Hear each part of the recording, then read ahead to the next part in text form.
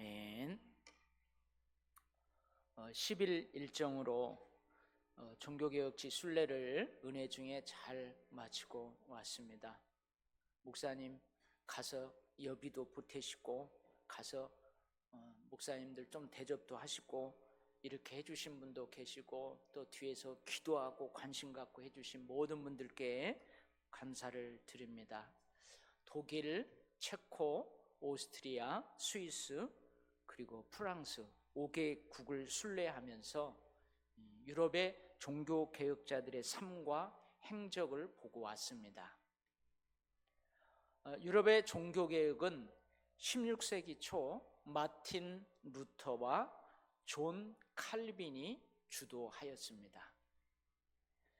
마틴 루터가 1517년 10월 31일 95개 논조를 비텐베르크 성당 그 문에 게시한 것이 시발점이 되었습니다. 그래서 우리 개혁교회, 우리 개신교는 10월 31일을 종교개혁 기념주일로 지키게 됩니다. 카톨릭의 교황권, 우리 교황 무오설 그러잖아요. 교황은 예수님 자리에 있다. 교황은 예수님처럼 죄가 없다. 그리고 하나님과 인간 사이의 중보자는 교황이다. 이게 교황권이에요. 비성경적이잖아요. 그리고 카톨릭의 성적 타락, 그 가이드 목사님이 그러는데요, 유럽의 어느 성당을 다 새로 고치고 지하를 팠는데요, 유아들의 그 유골들이 수없이 나왔다. 성적 타락, 성직 매매, 그리고 면죄부로 여러분 알고 있잖아요. 정확하게는 면벌부, 그것을 판매하는 등 카톨릭 교회의 세속화, 그리고 부패와 타락, 권력 남용, 그리고 비성경적인 교리와 비성경적인 예배 행태 등을 비판하면서 시작되었습니다. 그것을 개혁하려고 했죠. 여러분, 우리는 칼빈을 잘 알아요. 근데 루터도 여러분 조금 들어봤을 거예요. 이 루터는 독일 사람입니다. 그래서 독일에 가서 루터가 유아 세례를 받은 교회, 그리고 어린 시절 아버지 어머니와 함께 신앙생활했던, 출석했던 교회도 가서 보았습니다. 여러분도 예수를 믿게 된 여러분의 신앙의 전환점, 인생의 그 변환을 가져왔던 그런 사건이 여러분에게 있잖아요. 근데 루터에게도 그 삶의 전환점이 된 사건이 있었어요. 그게 뭐냐면, 폭우가 쏟아지는 날 친구들과 함께 어디를 가고 있었어요. 근데 한참 가는데 갑자기 옆에 있는 친구가 벼락을 맞아 죽어요. 푸식 하고 벼락이 쳤는데 그 친구가 그 벼락을 맞고 그 자리에서 즉사해요. 루터의 아버지는 루터가 법학을 공부하기를 원했어요. 출세를 하기를 원했어요. 그런데 이 사건으로 루터는 수도사가 되겠다고 서원하고, 아우구스티누스, 좀 어려운 말이죠 이게. 근데 어거스틴, 성 어거스틴은 잘 알죠 여러분. 똑같은 사람이에요. 어거스틴 수도원으로 자진해서 들어갑니다. 그리고 이후 신학을 공부하고 신부가 됩니다. 이처럼 루터의 삶의 전환점이 된 이 벼락 사건이 일어난 곳, 슈토테르 하임이라는 거기를 가보았어요. 루터는 광산촌 서민의 가정에서 태어났어요. 근데 이 어린 루터는요, 노래를 참 잘했다고 합니다. 이게 노래를 하면은 사람들을 감흥시키는 그런 달란트가 있었대요. 근데 이 청소년 시절 이 루터의 노래를 듣고 감동을 받은 사모님이 한 분 계세요. 부유한 상류 귀족인 우르줄라 코타 부인, 이 코타 사모님이 이 루터 노래를 듣고 은혜를 받아요. 그래서 3년 동안 루터를 자기 집에 하숙시킵니다. 그러면서 루터의 학비를 지원해요. 할렐루야. 여러분, 교회에 이런 사모님들이 있어야 어렵게 신학하고 어렵게 공부하는 사람 장학금도 줍니다. 근데 그 코타 부인의 집에도 가보았습니다. 그리고 루터가 이제 스스로 자진해서 갔던 그 성 어거스틴 수도원도 가보았어요. 그리고 루터가 신학을 공부했던 대학, 그리고 루터가 이제 사제 서품을 받아요. 그러니까 신부가 됩니다. 그때도 그렇게 사제 서품을 받았니 모르는데 우리 목사 안수 받는 거나 똑같죠. 그 신부님들은요, 여기 십자가로 딱 이렇게 누워서 서품을 받아요. 내가 그걸 다 봤거든요. 어려워요. 근데 그 사제 서품을 받았던 그 성당에도 가보았습니다. 그리고 가장 중요한 종교개혁의 신호탄이 되었던 1517년 10월 31일 95개 논제를 게시했던 비텐베르크 성당, 그 교회도 가보았어요. 근데 원래 그 출입문은 나무로 되어 있었는데 이후에 그게 다 불타버렸대요. 지금은 쇠 철문으로 되어 있습니다. 그래서 거기에요 95개 논제를 다 기록을 해놓고 그 위에 동판으로 이렇게 그림이 새겨져 있는데 가운데는 예수님이, 그리고 한쪽에는 루터가 성경을 들고 있고요. 그리고 한쪽에는 예수님 좌우에 한쪽에는 누가 있냐면은 멜랑꼬리, 아니 이렇게 해야 여러분들이 쉽게 했죠. 멜랑히톤이라는 루터의 그 동역자가 그 신앙 고백서를 딱 들고 거기에 있어요. 거기를 가보았습니다. 근데 이 95개조 논제를 그 비텐베르크 성당 문에다가 딱 붙여요. 게시판처럼 딱 붙이는 거죠. 이 이후 루터는요 보름수 교회 회의, 천주교에서 하는 그 교회의 보름수 회의에 불려가요. 거기 가서 이제 교황 주교들 앞에서 이 논제에 대해서 이제 변명을 듣는 거죠. 그래서 거기도 가봤어요. 거기 루터가 재판을 받았던 그곳에 신발이 있어요. 저도 거기 딱 서서 아주 비장한 마음으로 사진도 찍고 했어요. 거기에서 가톨릭 교황에게 파문당합니다. 그리고 어떻게 해요? 그 보름수에서 다시 비텐베르크로 돌아옵니다. 돌아오는데 누가 루터를 죽이려고 많은 사람들이 그래요. 근데 돌아오는 길에 루터가 납치가 됩니다. 누가 루터를 납치해버려요. 근데 알고 봤더니 루터를 보호하려고 그 프리드리히 제후가 루터를 납치한 거예요. 그래가지고 10개월 동안 루터를 숨겨줍니다. 그래서 이 10개월 동안 루터는 숨어서 이 신약 성경을 독일어로 번역하게 돼요. 그리고 여러분 구텐베르크 인쇄술을 발명하잖아요. 이때쯤이에요. 그래서 유럽 전역으로 이 95개 논제도 막 급속하게 퍼져나갑니다. 이 인쇄술이 종교개혁의 성공의 한 원인이었어요. 그래서 루터가 10개월 동안 숨어 지내면서 신약 성경을 헬라어로 번역했던 그 바르크부르트 성 다락방에도 가보았습니다. 아까 뭐라고 그랬어요? 루터의 동역자가 있었다고 그랬죠? 멜랑히톤이에요. 이 사람도 종교개혁자인데요, 종교개혁 신학의 틀을 세운 사람이에요. 이 사람 교수님이거든요. 비텐베르크 대학교 헬라어 신약 성경을 기록한 언어인 헬라어 교수님이었어요. 그래서 이 사람이 뭘 만들었냐면 아우쿠스부르크 신앙 고백서를 만들어요. 지금도 우리 개혁교회에서는 웨스트민스터 신앙 고백서, 그 다음에 이 신앙 고백서, 또 하나 있어요. 세 개의 신앙 고백서를 다 받아들여요. 그 신앙 고백서를 이 사람이 만들었어요. 당대 최고의 헬라어 교수였어요.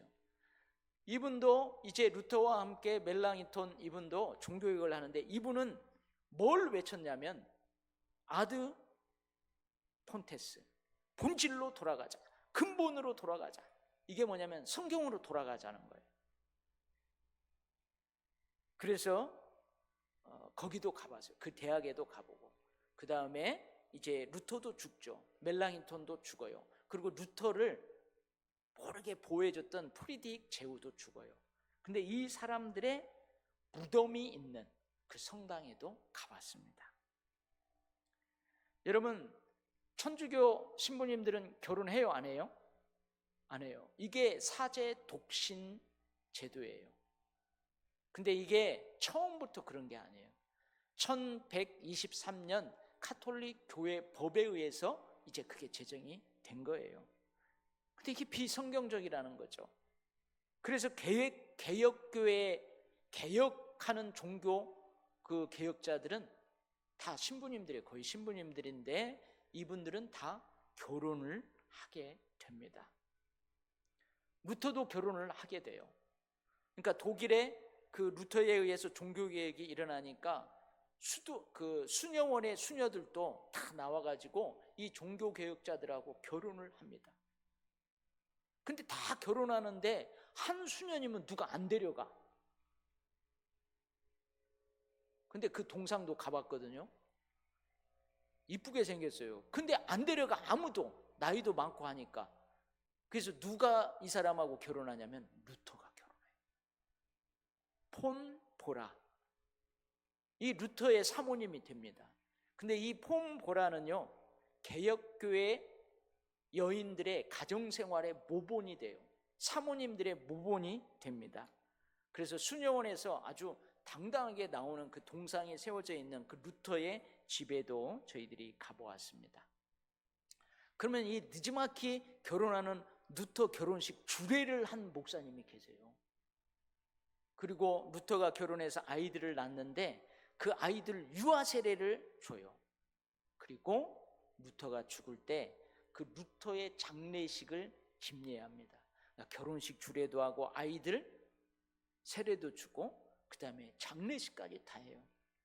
우리 교일교회 성도들 가정 중에서도 이런 저한테 결혼 주례도 받고 아이들 세례도 받고 나중에 또 장례식도 할 그런 사람은 아직 한 명도 없는 것 같아요. 근데 그분이 있어요. 이분이 누구냐? 요하네스 부켄하겐이라는 사람이에요. 이분도 종교개혁자입니다. 제가 이 이름을 외워야 되는데 잘 못 외웠어요. 그래서 제가 결혼식 때 뭘 받아요? 다 끝나면 뭘 던져요? 부케. 그 다음에 결혼식 때는 누가 와요?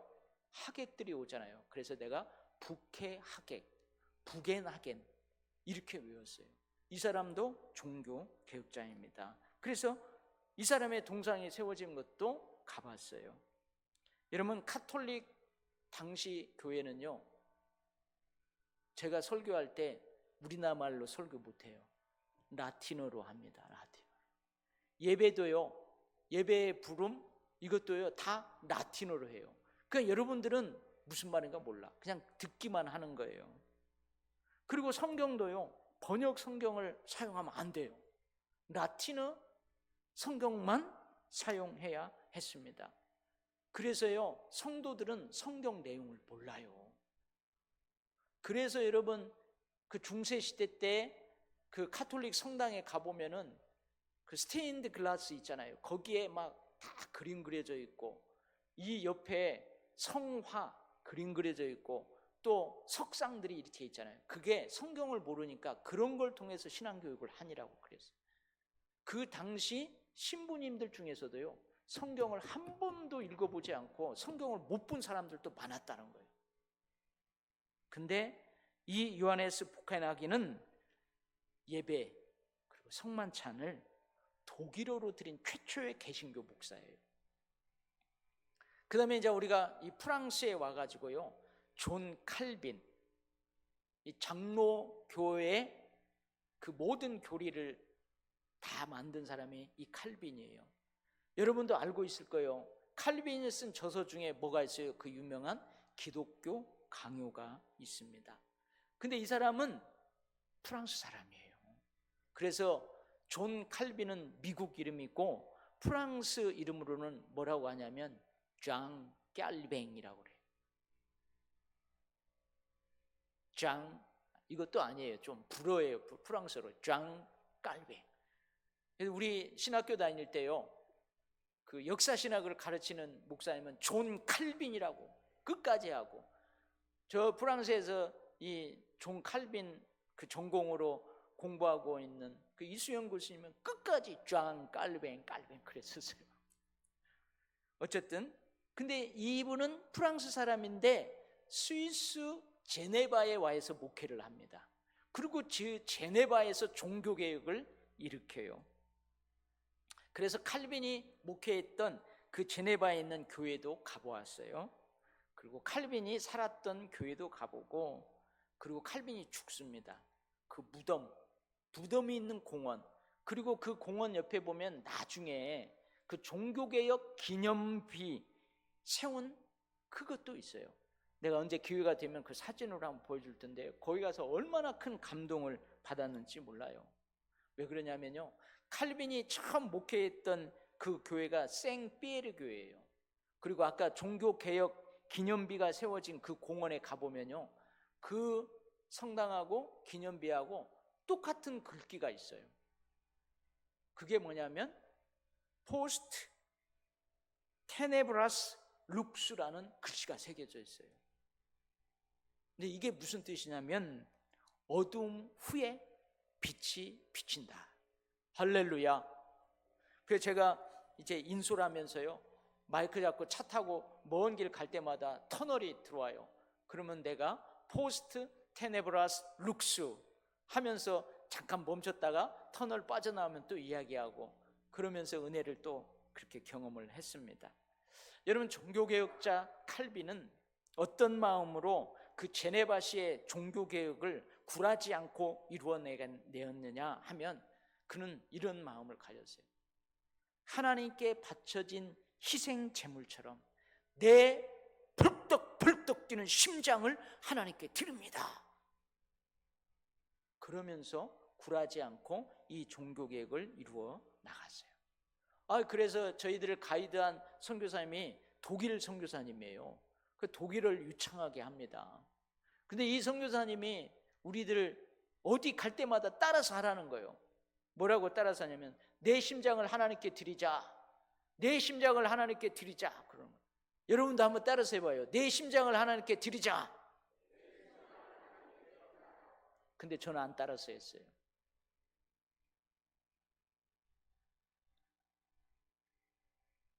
어떤 생각으로 들었냐면, 우리 같이 간 그 일행의 60%가요 다 개척교회 목사님 사모님들이에요. 우리 도율교회처럼 중형 대형 교회는요, 목사님과 사모님, 목사님도 한 4-5분밖에 없었어요. 그래서 제가 마이크를 잡고 그렇게 얘기했어요. 여러분들 목회 시작할 때 이미 우리는 우리 심장을 하나님께 드렸습니다. 맞죠? 여러분 신앙생활 할 때 예수님께 사로잡혔을 때 이미 내 심장 하나님께 드렸어. 그래서 개척하면서 목회하면서 힘들고 어려울 때 많았어요. 내가 이거 개척하는 거 맞나? 내가 목회하는 거 맞나? 하나님, 나 하나님께 순종해서 하는데 왜 이렇게 힘들어요? 왜 이렇게 고난이 닥쳐요?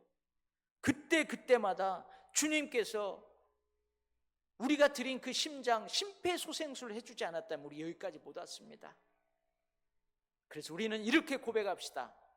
주님, 또 하나의 심장이 있다면 그것마저 드리겠습니다. 그랬더니요, 그 개척교회 목사님들 다 은혜 받았어요. 저도 은혜 받고. 할렐루야. 하나님 중심, 하나님 제일주의, 하나님 영광, 교회 유익, 이것이 종교개혁자 칼빈의 중심 핵심 사상입니다. 여러분, 루터에게 동역자 누가 있다고 그랬어요? 멜랑히톤이라는 사람이 있다고 그랬잖아요. 그래서 그 비텐베르크 성당 위에 예수님 있고 좌우에 루터와 멜랑히톤이 있다고 그랬잖아요. 근데 칼빈에게는 누가 있냐면 테오도르 베짜. 그러니까 종교개혁을 할 때 니들 나 죽여보려면 죽여봐라, 베째라, 우리 속된 말로 그러잖아요. 그렇게 외웠어요. 테오도르 베짜라는 사람이 있어요. 여러분, 이 사람도 제네바 아카데미 자, 대학이죠. 거기 초대 학장이었어요. 칼빈의 신학 다 이분이 잘하고요, 계승한 사람이에요. 여러분, 칼빈과 루터는 만나게 됩니다. 근데 칼빈과 루터를 이어주는 사람이 있어요. 마틴 부처. 아니, 우리가 이야기하는 그 부처님 말고 마틴 부처라는 사람이 이어줍니다. 근데 이 사람도 종교개혁자인데요, 교회 사가들이 뭐냐면 잊혀진 종교개혁자들이에요. 루터와 칼빈은 드러나요. 근데 이 사람은 드러나지 않아요. 근데 이 사람은 루터의 스승이자, 아니, 루터의 제자이자 칼빈의 스승이에요. 근데 이 사람은 종교개혁을 하면서 교회 연합을 강조했던 사람입니다. 그래서 이제 우리가 저 스위스로 넘어갔어요. 그래서 스위스 쥐리히에 도착했는데 거기에도 종교개혁자가 있어요. 같은 시대. 누구냐면은 쯔빙글리라는 사람이에요. 여러분들 한 번쯤 들어봤을 거예요. 그래서 쯔빙글리가 생활했던 그 생가도 가보았고요. 그 다음에 당시 카톨릭은요, 매 주마다 1년간의 그 설교 본문이 다 정해져 있습니다. 내 마음대로 그 본문을 바꿀 수 없어요. 근데 이 쯔빙글리는요, 그것을 다 버려버리고 마태복음 1장에서부터 강해 설교를 시작합니다. 당시에는요, 이게 파격적인 일이었어요. 예배도 뭘로만 드려야 된다고요? 라틴어를 사용해야 돼요. 그런데 쯔빙글리는 일반 시민들도 알아들을 수 있도록 독일어를 사용해서 예배를 인도하고 독일어로 설교하고 그랬어요. 이렇게 설교하고 예배드렸던 교회도 저희들이 가보았어요. 여러분, 카톨릭의 성상 숭배, 그러니까 성도들이 성경을 접하지 못하니까 많은 그림들, 이 석상들을 통해서 신앙교육을 하는데, 그러다 보니까 그것들을 섬기는 거예요. 숭배하는 거예요. 그 성상 숭배가 많았어요. 그 다음에 천주교는 지금도 그러죠. 성인이에요. 성인들이 있어요. 그러면 예수님의 이름으로 기도해야 되는데 성인의 이름으로 기도하는 그 기도, 고해성사, 성찬에 있어서 화채설, 나중에 또 이야기합니다. 교황권, 그리고 성상, 유물을 숭배하는 것도 있었어요. 그게 뭐냐면 내가 성인이에요. 성인으로 추대됐어요. 내가 죽었어요. 그럼 내가 입던 옷, 그리고 내 뼈의 일부, 이것이 신비한 능력이 있다고 해서 그것을 숭배했어요. 이런 것들을 다 성경적이지 않다, 쯔빙글리가 그렇게 주장했어요. 그래서 어떻게 하냐면은 이 쯔빙글리를 죽이려고, 쯔빙글리를 따르는 이 개혁 교회들을 하고 카톨릭 교회하고 전투가 벌어져요. 이게 카벨 전투라고 그래요. 근데 이 쯔빙글리가 직접 거기에 참여해가지고 거기에서 그냥 전사해요. 그래서 그 쥐리히에 가면, 스위스 쥐리히에 가면은 그 쯔빙글리 동상에는 루터처럼 성경을 들고 있는 게 아니고 이렇게 칼을 들고 있어요. 여러분, 루터, 칼빈, 쯔빙글리는 16세기 종교 개혁자들이에요. 근데 이들이 가진 5가지 강령이 있었어요. 여러분도 잘 알아요. 오직 성경. 이게 어려운 말로요, 솔라 스크랍투라, 라틴어로 솔라 스크랍투라, 오직 성경. 그 다음에 오직 믿음, 솔라 피데. 오직 은혜, 솔라 그라티아. 그 다음에 오직 그리스도, 솔라 크리투스. 그리고 오직 하나님께 영광. 영광이 뭐예요? 글로리아예요. 솔리 데오 글로리아. 이게 그들의 강령이었어요. 오직 이것을 위해서 한다. 그 모토가 아까 뭐라고 그랬어요? 아드 폰테스, 성경으로 돌아가자는 거예요. 그리고 이들은 항상 할 때 교만하지 않으려고, 함부로 날뛰려고 하지 않고요, 이들의 정신이 있었어요. 그게 뭐냐면 하나님 앞에서. 영화 제목도 있죠. 코람데오, 하나님 앞에서. 그래서 하나님 중심, 성경 중심, 교회 중심. 할렐루야. 여러분, 이것은 지금 우리 개신교, 개혁교회인 우리들에게까지도 계속 면면이 이어져 나오고 있는 정신이에요. 우리 교회에는 사도성이 있어요. 12사도의 그 정신이 흐르고 있어요. 그런 것처럼 우리 개혁교회는 이 종교개혁자들의 이러한 면들이 면면이 지금 흐르고 있습니다. 우리도 이렇게 신앙생활해야 될 줄 믿습니다. 할렐루야. 근데 오늘 제가 설교 본문을 예수님의 마지막 성찬식, 이것을 본문으로 한 이유가 있어요. 여러분, 체코에 갔을 때, 체코 프라하에 갔을 때 거기에도 종교개혁자가 있어요. 루터, 칼빈, 쯔빙글리 이전의 종교개혁자, 한 100년 앞서서 종교개혁을 일으켰던 얀 후스라는 사람이 있어요. 그 사람의 삶과 행적을 보면서 내가 돌아가면 우리 돌교회 성도들과 가장 먼저 이 성찬 예식에 대해서 은혜를 나눠야 되겠다. 그러고 설교를 준비하면서 와서 이제 오늘 설교를 마무리해서 여러분하고 함께 지금 은혜를 나누는 거예요. 근데 이제 체코 프라하에 도착하면은, 여러분, 체코가 진짜 아름다운 도시예요. 그래서 영화 촬영도 참 많이 한답니다. 딱 카메라를 갖다 대면 어디나 다 그 풍경이 너무 아름다워요. 그림 엽서가 그대로 나오는 거예요. 근데 거기에는 현지 가이드가 가이드를 하게 되어 있어요. 근데 현지 가이드가 올라와서 이 체코의 역사를 잠깐 소개하는데요. 여러분, 우리만큼이나 아픈 역사를 가지고 있더라고요. 여러분, 우리나라와 일본 관계죠, 그죠? 근데 체코하고 오스트리아가 그런 관계랍니다. 근데 그 당시 오스트리아가 강국이에요. 그러니까 역사는 누구 입장에서 쓰는 거예요? 강자의 입장에서 써요. 그러니까 예를 들면 이런 거예요. 여러분, 우리 안중근 의사가 무슨 과 의사예요? 안과예요? 치과예요? 그런 거 아니죠. 독립운동가예요.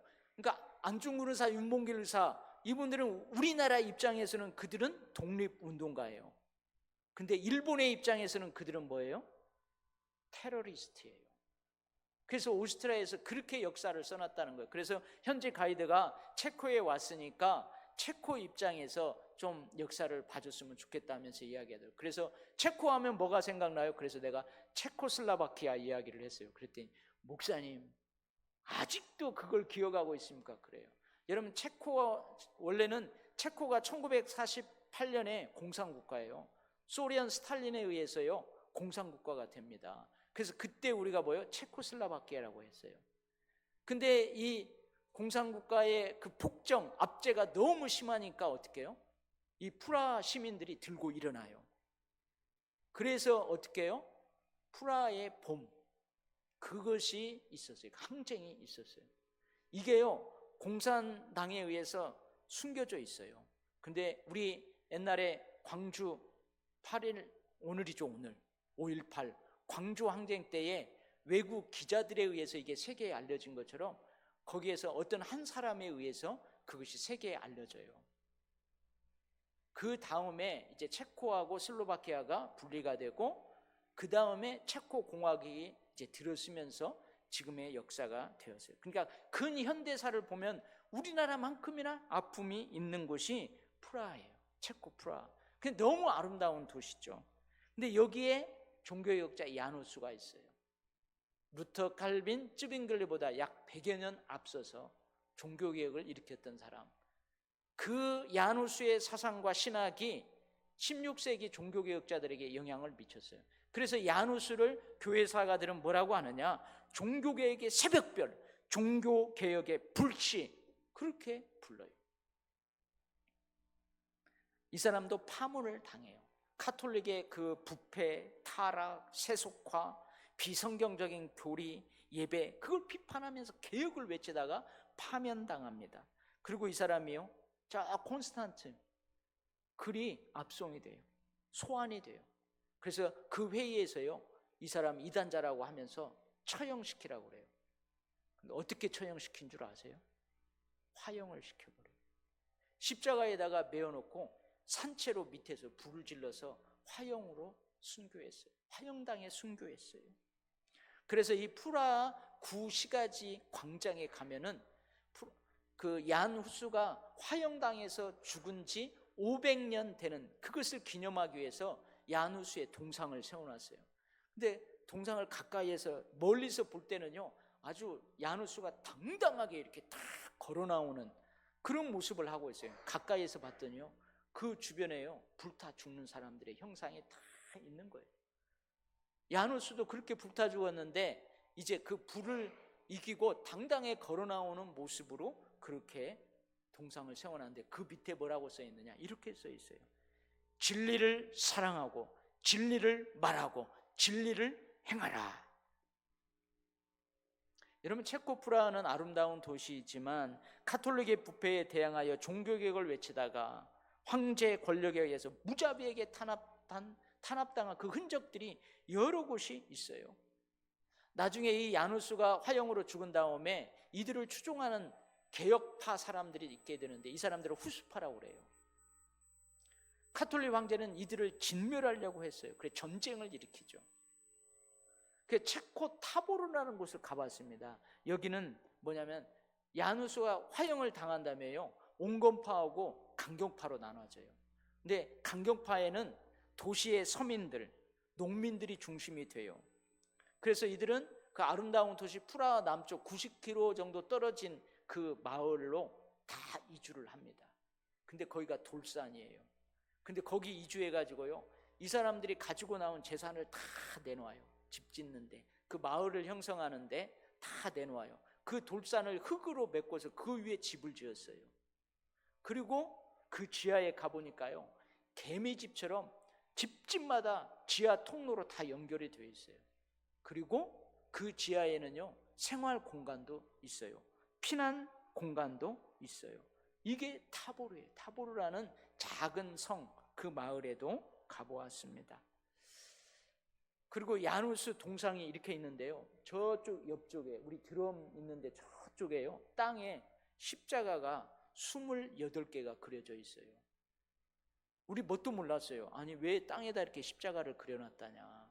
그리고 그 밑에 1621년 6월 21일이라는 글귀가 새겨져 있어요. 근데 가이드가 설명을 하는데요, 참 기가 막혀요.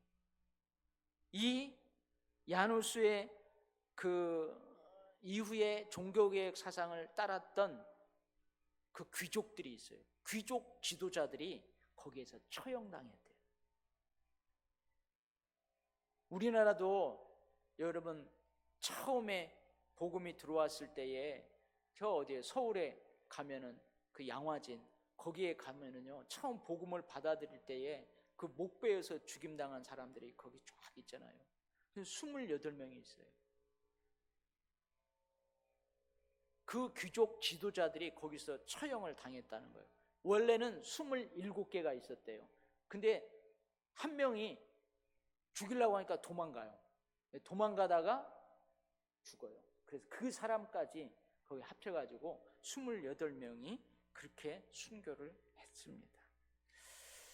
여러분, 종교개혁자들이 다 그렇지만 카톨릭의 교황권, 성적 타락, 참 이것은 제가 이 방송에 나가서 이 얘기를 안 하는데요, 그 가이드 목사님이 그 중세시대 때 그 성전, 그 성당을 수리하면서 그 지하를 파보면요, 그 유아들의 그 육골들이 많이 나옵니다. 이 성적 타락, 그다음에 면벌부 판매, 성직 매매 등을 다 비판했어요. 그리고 비성경적인 카톨릭 교리, 미사를 비판했어요. 근데 특별히 얀 후스는 두 가지를 실천했습니다. 한 가지는 뭐냐면은 체코어로 설교를 해요. 그러니까 지금 이야기하면은 라틴어로 하지 않고, 지금 이야기하면 우리 한글로 설교하고 한글로 예배를 드려요. 이 채플이 있어요. 그 예배당이 있는데, 이 예배당을 질 때에 한 사람이요, 헌금을 많이 했어요. 근데 이 사람이 헌금할 때 조건이 있었어요. 이 예배당을 지으면 이 예배당에서는 체코어로만 설교하고 체코어로만 예배드려야 된다는 조건이 있었어요.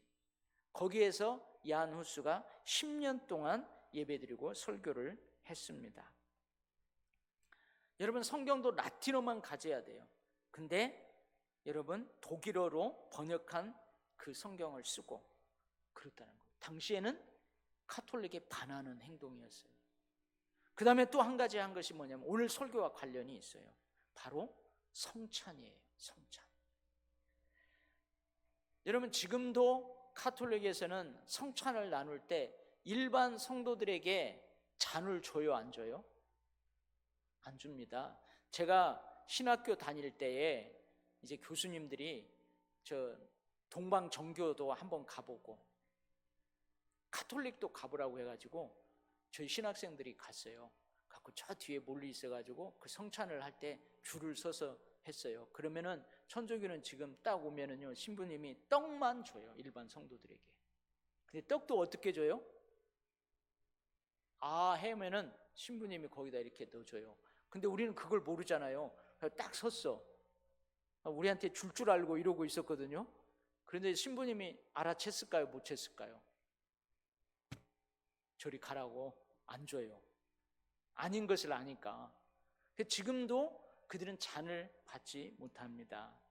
그래서 사제들은 떡과 잔을 다 받아요. 이걸 뭐냐면은 예수님을 다 모신다는 거예요. 예수님의 몸과 피를 자기는 다 모셔요. 근데 일반 성도들은 예수님의 몸만 모시게 되어 있었어요. 그 당시도 그랬어요. 근데 어떻게 해요? 왜 카톨릭에서 그러냐면 카톨릭은 성찬에 있어서 이 떡과 피를 어떻게 생각했냐? 신부님이 그걸 들고 축복 기도를 하면, 축성을 하면 그때 이 떡이 뭘로 변한다고요? 예수님의 살로 변해버려요. 그 다음에 포도주는 예수님의 피로 변해버려요. 여러분, 변해요, 안 변해요? 안 변합니다. 근데 그들은 그렇게 주장을 해요. 이걸 화채설이라고 해요. 그래서요, 이 성찬을 통해서 예수님의 그 신비, 저 십자가의 고난의 신비, 그 구원의 은혜를 체험해야 되는데 일반 성도들이 뭐예요? 성경도 몰라, 그 의미도 잘 몰라. 그러니까 뭘 체험하냐면 떡과 그 포도주를 신비스럽게 해요. 그것을 숭배해요. 이런 어폐가 있었어요. 근데 얀 후스는 일반 성도들에게도 떡과 포도주, 잔을 같이 나누었어요. 지금 우리가 거행하고 있는 성찬, 여러분들 다 분병, 분잔 다 함께 하잖아요. 당시에는 이것이 엄청난 사건이었다는 거예요. 카톨릭 교황에게 반하는 것이었어요. 여러분, 얀 후스 이전에 루터, 칼빈, 쯔빙글리 다 이 성찬에 있어서 떡과 잔에 대해서 주장이 조금씩 달라요. 다 다릅니다. 시간이 없어서 자세히 못하는데 다 달라요. 근데 다 달라도 종교 개혁자들은 다 일반 성도들하고 떡과 잔, 포도주를 다 같이 나누었어요. 여러분, 여기에서 제가 감동을 받았어요. 여러분, 결국 얀 후스는 일반 성도들에게 떡과 잔을 같이 나누었다는 이유로 화형당하게 되었다는 거예요. 물론 다른 이유도 있죠. 여러분, 이 성찬에서, 그래서 내가 그 얀 후스의 삶과 그 행적들을 살펴보면서 우리가 받는 이 잔, 이게 얼마나 소중한지, 이것을 받을 수 있다는 것이 얼마나 큰 은혜인지 다시 한번 깊이 생각하면서 감사했어요. 내가 돌아가면 우리 성도들하고 이걸 먼저 나눠야 되겠다. 여러분, 지금 우리가 성찬을 받는 것, 물론 이것은 예수님이 우리에게 전해준 거예요. 사도들에게 예수님이 전해줬고 그 사도들이 우리에게 전해준 그대로예요. 근데 카톨릭에서 비성경적으로 막아놓아 버린 거예요. 사제들의 우위성을 강조하려고, 사도들의 권위를 강조하려고 일반 성도들에게 잔을 안 줘요. 근데 종교개혁자들이 성경으로 돌아가서 원래대로 회복시켜 놓았어요. 그래서 우리가 자연스럽게 떡과 잔을 함께 받을 수 있었다는 사실이에요. 할렐루야. 여러분, 고린도 전서 11장에 그 성찬에 대한 전례, 예식에 대한 거 다 나와 있어요. 거기서 사도 바울 뭐라고 그래요? 성찬을 받을 때에 떡과 잔을 합당하게 받으라고 해요. 그 다음에 뭐라고 그래요? 자기를 잘 살피고 그 후에야 떡과 잔을 받으라고 합니다. 주의 몸과 피를 상징하는 떡과 잔, 성찬에 대한 바른 이해와 분별력을 가지라는 거예요. 이것이 없으면 받지 말라는 거예요. 의미도 모르고 분별력도 없고 자기를 살피지 않고 합당하지 않게 그걸 받으면 이것이 죄가 된다는 거예요. 죄를 먹고 마시는 것이라고 하잖아요. 그래서 사도 바울이 뭐라고요? 고린도 성도들아, 너희 중에 약한 자와 병든 자가 많은 이유 중에 한 가지가 이 죄 때문이다 그래요. 이 죄 때문에 일찍 죽은 사람도 있고 이 죄 때문에 지금 영적으로 죽어서 살고 있는 이들도 있다 그러잖아요. 여러분, 우리는 성찬을 행할 때마다 주님의 십자가를 생각해야 합니다. 주님께서 이루신 주님의 구원의 역사를 기억해야 합니다. 주님을 기념해야 합니다.